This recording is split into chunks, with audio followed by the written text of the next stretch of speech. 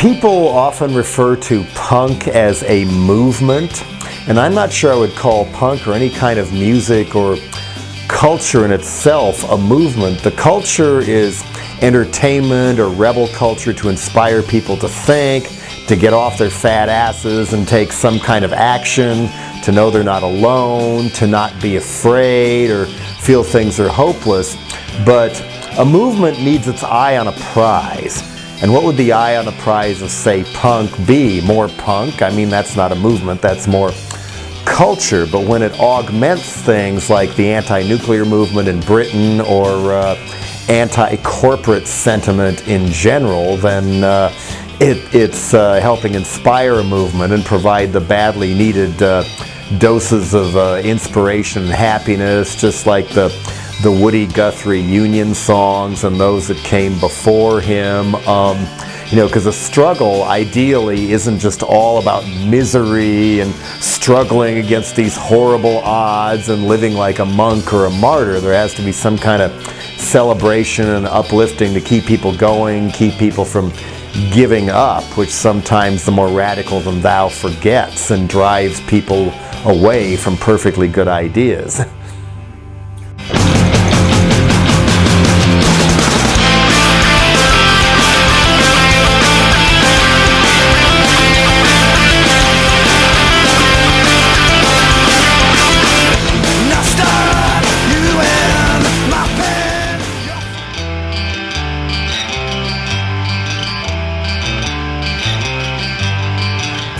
I don't recall there being much in the way of political or rebel music, at least in the United States, except for folk music in the 1950s. In the case of the Weavers, which Pete Seeger was a part of, they got seriously harassed by the government because I guess their words and their sentiment reached a few too many people for their comfort. At least they didn't get hung like Joe Hill. But the 60s started out just the rebellion was more in fashion, something new. It's not about teen idols or the Beach Boys anymore. The hair was getting longer and people were looking for something new.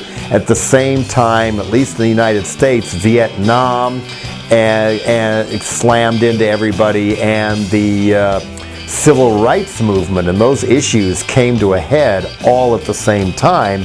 So it was only natural that not just the folk singers like Phil Oakes and Bob Dylan were political, but of course it was going to trickle down into rock music, which is a more powerful, adrenaline-fueled type of music, and in some cases can get a more volatile reaction. I mean, looking back, some people may find it hard to believe now just how frightened the powers that be, or the establishment as they were called at the time, how frightened they were of the Jefferson Airplane, how scared shitless they were of Steppenwolf, who are almost forgotten today, and people like that. And sometimes it wasn't even necessarily the lyrics that did it, it was just the overall focus or power or who liked the band, because Kick Out the Jams by the MC5, which is considered a very political songs, you listen to the lyrics and it's mainly about just getting on stage in a band and kicking out the jams, but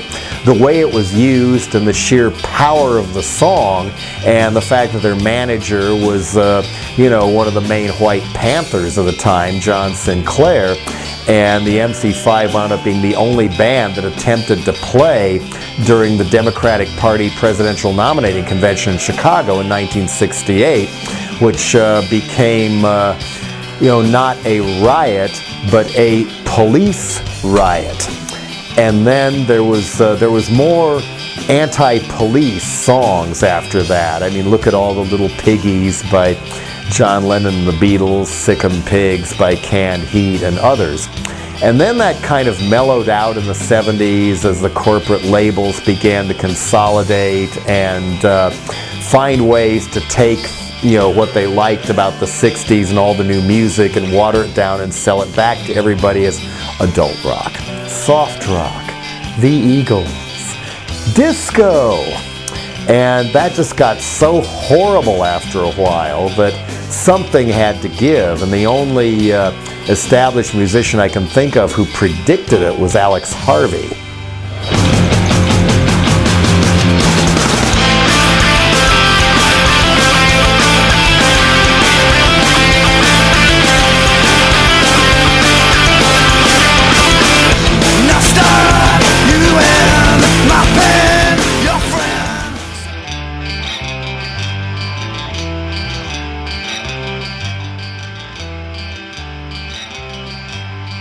And an interviewer said someday people are going to come along and kick all these pompous people and their big arena rock attitudes off the stage, and then along comes punk almost simultaneously in America and of course Britain with the Sex Pistols after Malcolm McLaren saw the New York Dolls and decided to politicize something like that with even more volatile music than the Dolls. And little did we know that the Saints in Australia go clear back to 1973. There's a whole album of demos from that period that's as Stooges-y as it gets.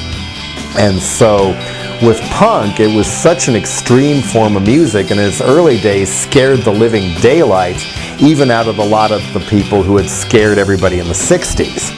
And in the San Francisco Bay Area, where I moved to do Dead Kennedys and whatnot, almost all the establishment people from the big names of the 60s, who were very big rock stars by then and living like the millionaires that they were, instead of embracing punk as the next step, they were very hostile.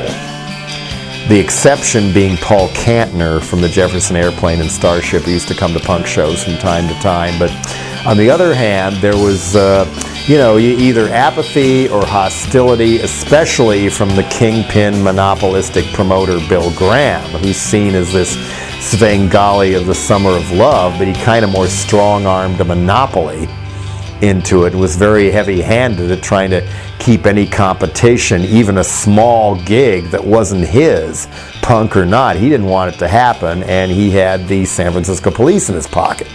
So people forget today with punk that the early bands, both in England and Europe, and especially in the United States, how hard it was just to carve out a place to play. You were up against the police. You were up against older musicians who hated the way you looked, hated the way you sounded, and promoters and bar owners who didn't want these strange-looking, horrible kids trashing their venue just by walking through the door. And this happened in town after town after town, trying to crack open places to play. I think the band that did the most and toured the most relentlessly when hardcore hit was Black Flag, who were not necessarily an overtly political band, except what they did with opening the door to so much other volatile, extreme rebel culture.